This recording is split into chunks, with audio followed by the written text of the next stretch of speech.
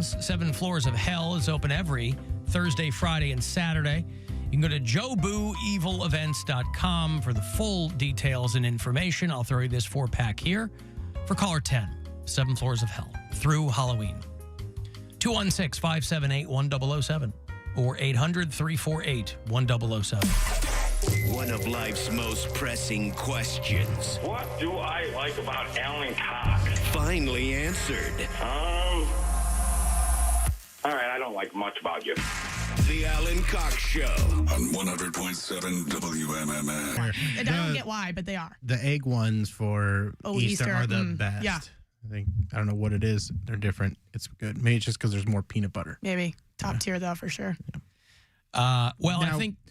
I was going to just say, Poundcake, a few weeks ago when Tito announced that he's retiring, we suggested that he would be the next manager for the Guardians because he knows so much about sports. He's the best sports talker. And he knows so much about baseball, he made up new positions. Oh, he did. Yeah. You probably heard of the, what was it? There's left fielder, the right fielder. Wait, I think I actually listened to the show. Didn't he say like independent fielder or something weird? Yes. And I was very confused. I'm like, did I miss And line something? drive Peter. Yeah. Yeah. Like, what is Cody talking about? That's just, he knows so much about sports. I can't wait for this. The independent fielder.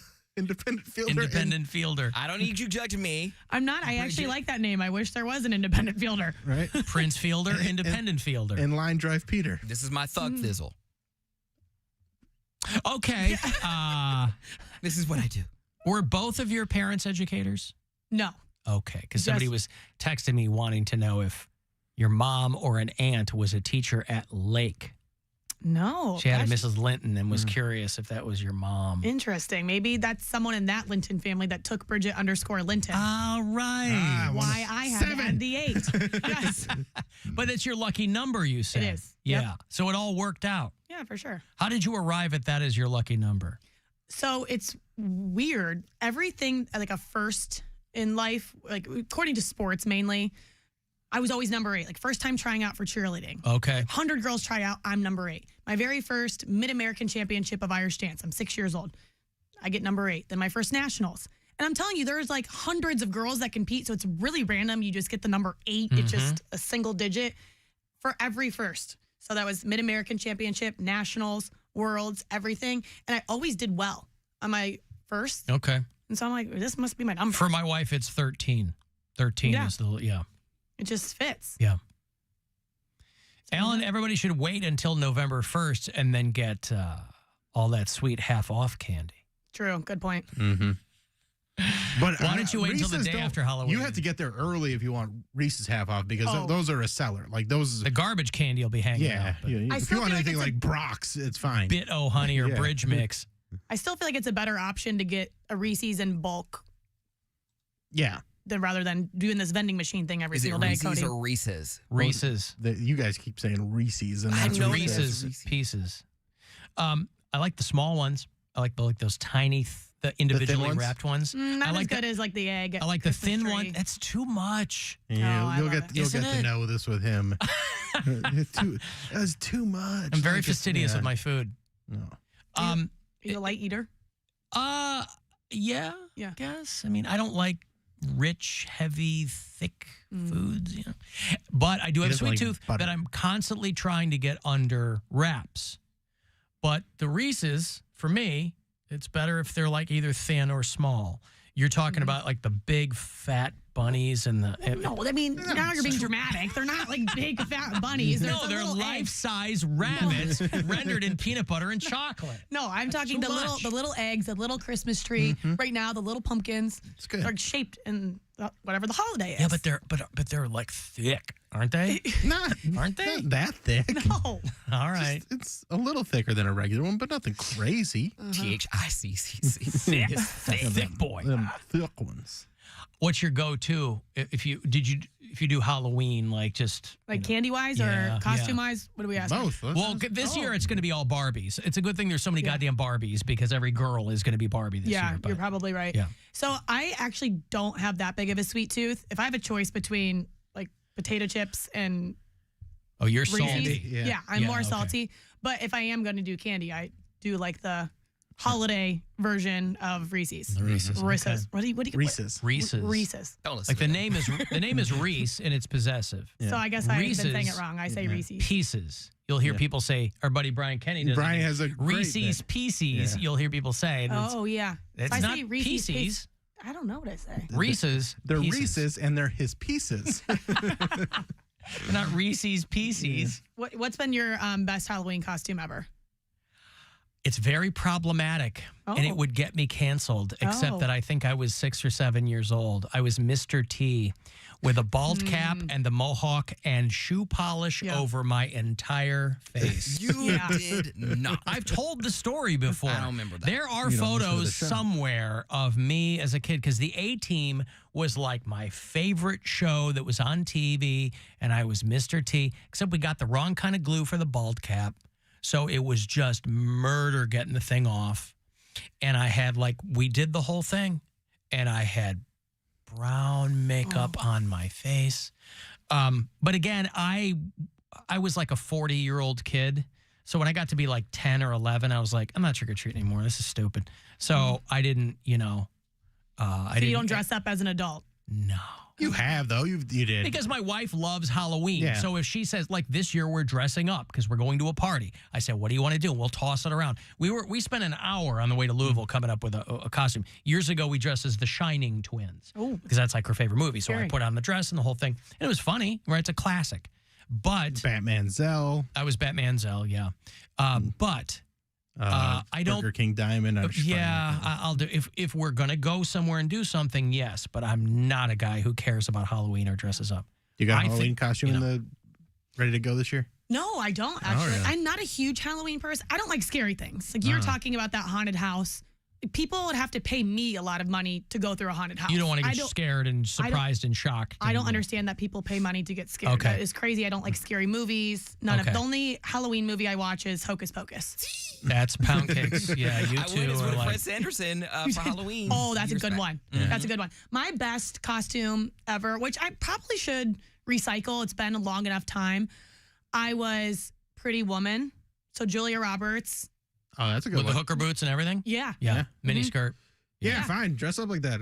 That'll be cool. But you know the part where she wears like the little blonde wig, but then she takes it off and it's the red curly hair. Yeah. So like I went with the Red curly. the red curly hair. Because you're tall, though, and I know it's nerdy and it's probably not in your wheelhouse, but because you're tall, I would think like Wonder Woman superhero stuff would really, you'd probably I kill was that. Catwoman last year. Yeah, okay. Yeah, that one worked.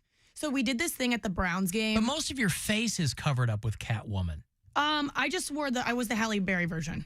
So it's just like a little point here. Oh, right. Yeah, ears. And like the crop top and the thing. And Yeah. Hello, ladies. So yeah. I did. At the Browns game though, they did this new AI thing where you take a selfie on this Browns app that we have called Dog Tags, and then it turns you into a superhero, like AI version. Okay. So that was part of my in-game thing, and they said like, well, Bridget, let's try it on you, and they did it, and they turned me into Wonder Woman. And I thought about it. I should be that for Halloween. You should. All right, maybe that'll be my Because costume. I'm not joking. Everybody's going to be Barbie and Ken this year. Right. Everyone. Let me give away this money that we'll get to the award-winning Poundcake Sports Break for this week. It's $1,000 right now, courtesy of the Buzzard Bookie. Good luck.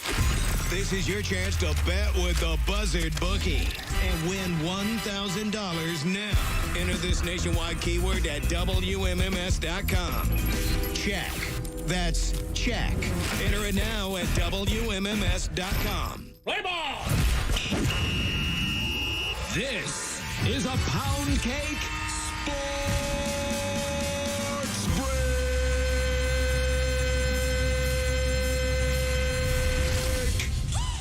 In the headlines today, this story is every man's worst nightmare. One Tree Hill actress Sophia Bush just divorced her husband after 13 months of marriage. But that's not the worst part. I happen to think this marriage was a farce because now Sophia is taking a dive in the lady pond. She's now dating United States women's national soccer player Ashlyn Harris. Way to cut a guy deep. Not wanting to be with him, I'm just saying, not wanting to be with him is one thing, but to date his female doppelganger is another. Alan, are you able to show the pic to the Do you the punch class? that up, Bill? I got it. Yeah. Now look at the top picture is her now girlfriend. The bottom picture is her ex-husband. They're even wearing the same outfit, hair slicked back the same way.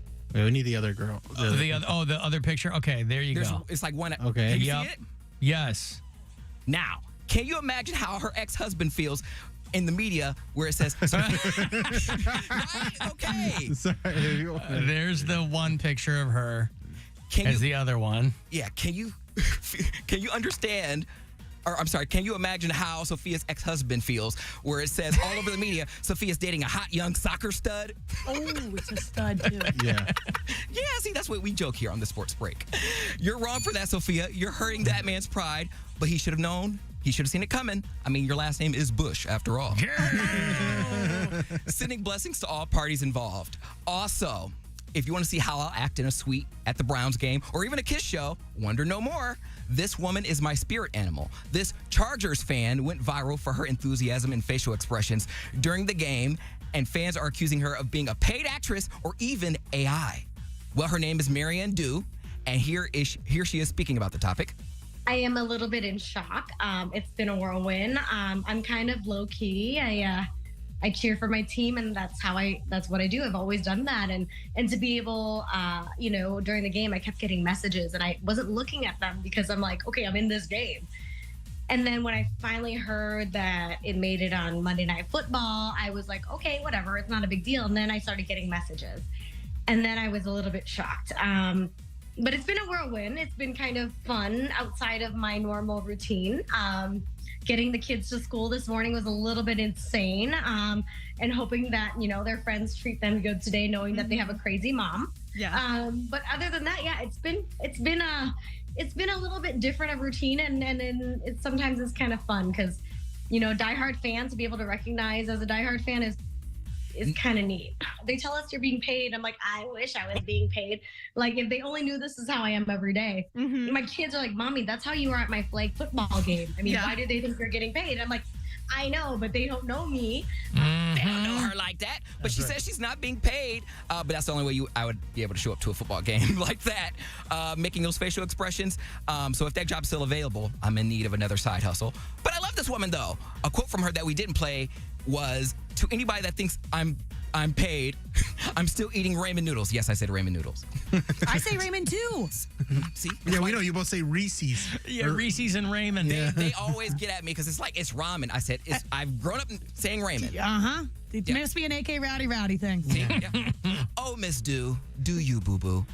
And this last story takes you back to throwing hands on Prospect Avenue. It's just a flashback. Today's full of flashbacks. Terrell Owens was caught throwing hands outside a basketball court. Apparently, some poor sport was giving Terrell crap, and they had to square up. This is not the surprising part, but the surprising part was after Terrell beat the stew out of dude, the guy got into his car and hit Terrell in his knee. But no need to worry. He didn't get hurt. He didn't even need medical attention. This is just the price of war. Don't mess with T.O. unless you want to get TKO'd. You know what I mean? And that, ladies and gentlemen, concludes Poundcake Sports. Play ball! I do know what you mean. This is a Poundcake Sports Break.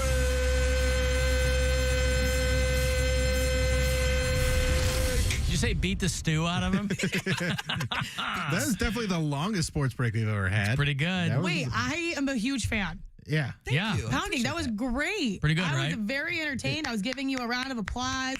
Love the stories. That's what I do. I try to entertain. He's really found his niche with the sports break there. I understand why you were voted best sports talker in Cleveland. Yep. Cleveland Sash Scene coming Magazine. soon. The readers of Cleveland Scene, they know what's up. Take that, other sports guys in Cleveland.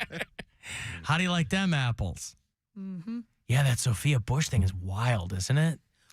Do you blame yourself when you date a girl, she goes lesbian, and she looks? Well, you don't go lesbian. I mean, they were married for lesbian. They were married for 13 months. That's why By the way, Sophia Bush has been married like 2 other times, right? And it was both real short. Didn't she marry the other One Tree Hill dude, and they were divorced like 10 years Michael ago? Murray? Yeah, weren't they divorced in like 8 months or something? I forget Sophia Bush is a thing. I mean, well, she's on one of those like Chicago fire medical shows.